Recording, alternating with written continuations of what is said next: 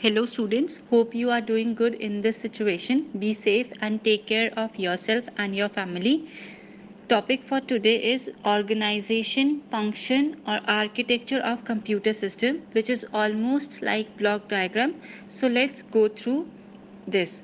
The main function or the architecture of a computer system includes input unit, output unit, memory unit and central processing unit.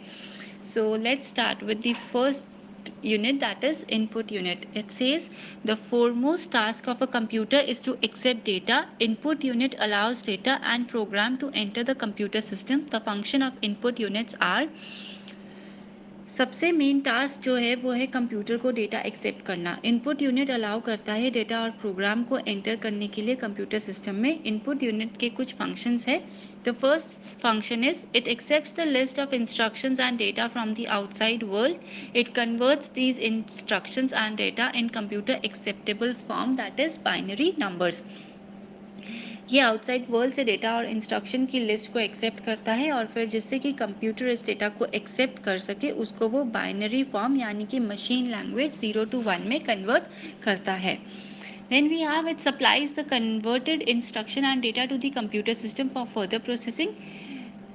फिर ये क्या करता है, further processing के लिए data और इंस्ट्रक्शंस को कन्वर्ट किया जाता है. बहुत तरीके के इनपुट डिवाइसेस हैं. Here are various input devices used as input unit like keyboard, mouse, joystick and barcode reader. Now the next function is CPU, that is central processing unit. CPU is the brain of the computer system. A computer system is nothing without CPU. CPU performs all type of data processing operations. It stores data, intermediate results and instructions. CPU performs each and every single arithmetic and logical operations presented to them. It is also responsible for activation and controlling of other unit.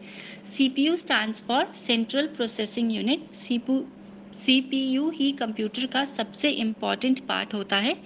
CPU के बिना computer system अधूरा है, यानी CPU के बिना computer काम नहीं कर सकता. सीपीयू से ही सभी डिवाइसेस जुड़े होते हैं जैसे कि keyboard, mouse, monitor etcetera. CPU को ही कंप्यूटर का ब्रेन कहा जाता है. तो सीपीयू का जो वर्क है वो है डेटा को प्रोसेस करना, यानी यूज़र के थ्रू जो प्रोग्राम इनपुट किए जाते हैं उनको एग्जीक्यूट करना. इसके अलावा भी सीपीयू कंप्यूटर के सभी पार्ट्स जैसे मेमोरी डिवाइस को भी कंट्रोल करता है. Further, CPU is divided into two parts. The one is arithmetic logic unit. Now it says arithmetic logic unit यानी कि ALU डेटा पर arithmetic operations यानी कि add, subtract, multiply और logical operations करता है.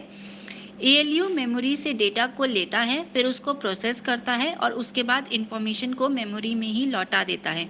जो ALU है इसके काम करने की स्पीड भी काफ़ी तेज़ रहती है. That means arithmetic logic unit performs all arithmetic operations such as addition, subtraction, multiplication and division, as well as logical operations such as less than, greater than and equal to. Now the next we have is control unit. Control unit says control unit of a CPU controls the entire operation of the computer. It obtains the instruction from the memory, interprets them and directs the operation of the computer. It also controls all devices such as memory and input-output devices connected to the CPU. It is responsible for transferring of data and instructions between various parts of computer system. It is considered as central nervous system of computer. अगर बात करते हैं CU की, that is control unit, तो CU का पूरा नाम control unit होता है. CU कंप्यूटर के सारे कामों को कंट्रोल करता है, यानी जैसे कि डिवाइसेस को डेटा कहाँ से लेना है, अब डेटा को स्टोर कहाँ करना है, ALU के डेटा का क्या करना है और प्रोसेस करके जो रिज़ल्ट बनता है उसको डिवाइसेस तक कैसे भेजना है, ये सारे काम कंट्रोल यूनिट से ही पॉसिबल होते हैं. The central processing unit, we have the last topic, that is memory unit. It says memory is a storage media which is used to store data and instructions temporarily or permanently. It is where all data, intermediate and final results are stored. Memory is just like a human brain. Data in memory is stored in the form of binary numbers. तो memory storage जो है वो media है जो कि data और instructions को store करने के लिए होता है. जैसे ह्यूमन बींग्स में कुछ बातों को याद रखने के लिए दिमाग होता है, वैसे ही कंप्यूटर में भी डेटा को याद रखने के लिए मेमोरी होती है. मेमोरी किसी भी यूनिट का बहुत ज़रूरी हिस्सा होती है क्योंकि इसके बिना कंप्यूटर कोई सिंपल टास्क भी नहीं कर सकता है. मेमोरी जो डेटा है वो 0 और 1 के रूप में रहता है. 0 एंड 1 को हम बाइनरी नंबर्स भी बोलते हैं और ये जो नंबर्स हैं ये 8 बिट्स को रिप्रेजेंट करते हैं. इसलिए जो कंप्यूटर की सबसे छोटी यूनिट है वो बिट है.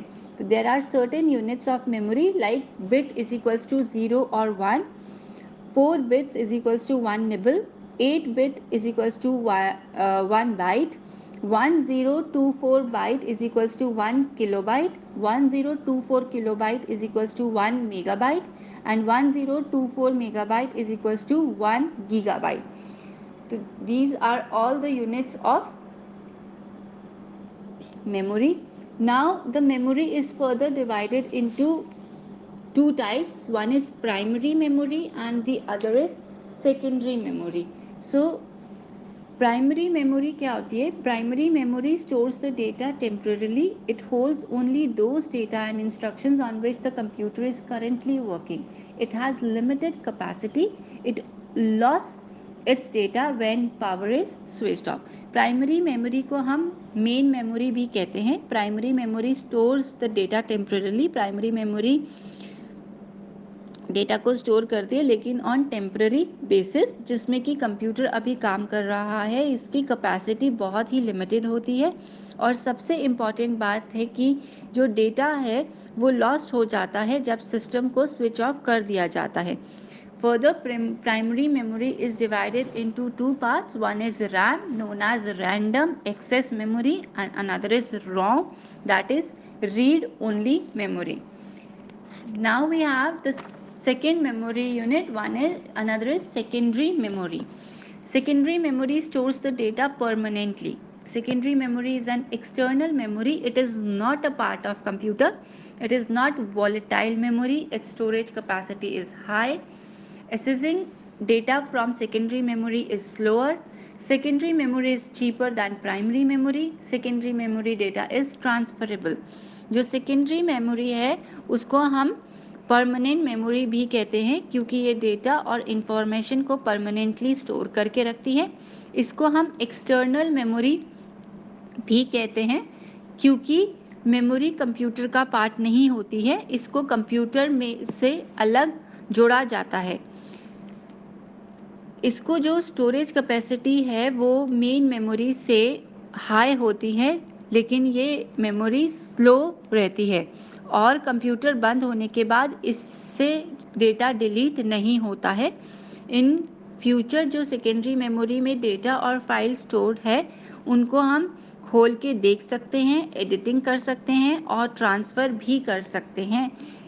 और सेकेंडरी मेमोरी के कुछ एग्जाम्पल्स हैं जैसे कि DVD, pen drive, floppy disk, hard disk and compact disk. These are all the examples of secondary memory.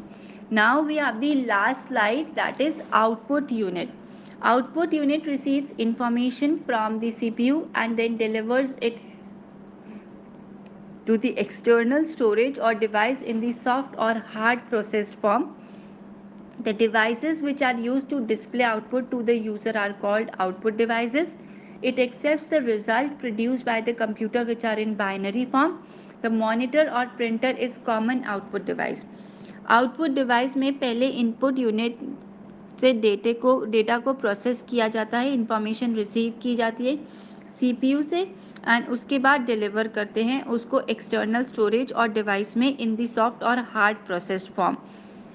जो भी डिवाइस डिस्प्ले आउटपुट करता है यूज़र को उसको हम आउटपुट डिवाइस कहते हैं. फॉर एग्जांपल मॉनिटर और printer and the speaker is also one of the output unit.